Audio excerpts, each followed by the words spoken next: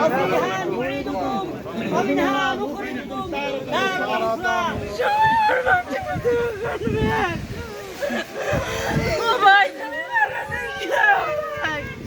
বাগেরহাটের মোড়লগঞ্জ উপজেলার যুবলীগ নেতা জাহিদুল ইসলাম হাওলাদার মায়ের শেষ বিদায়ে অংশ নিতে কারাগার থেকে সাময়িকভাবে প্যারোলে মুক্তি পান।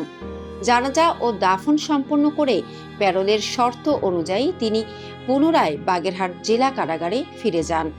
শুক্রবার 17 জুলাই দুপুর 2টার দিকে বাগেরহাট জেলা কারাগার কর্তৃপক্ষ নাশকতা মামলায় আটক জাহিদুল ইসলাম হাওলাদারকে নির্ধারিত সময়ের জন্য প্যারোলে মুক্তি দেয়।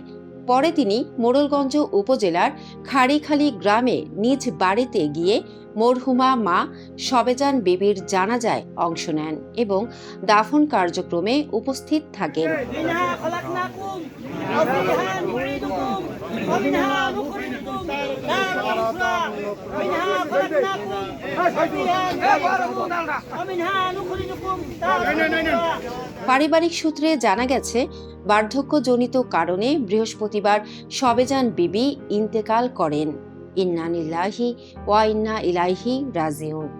তার মৃত্যুর পর পরিবারের সদস্যরা কারাগার কর্তৃপক্ষের কাছে জাহিদুল ইসলামের প্যারোলে মুক্তির আবেদন করেন। প্রয়োজনীয় আইনি প্রক্রিয়া সম্পন্ন হওয়ার পর মানবিক বিবেচনায় শুক্রবার তাকে সাময়িকভাবে প্যারোলে মুক্তি দেওয়া হয়।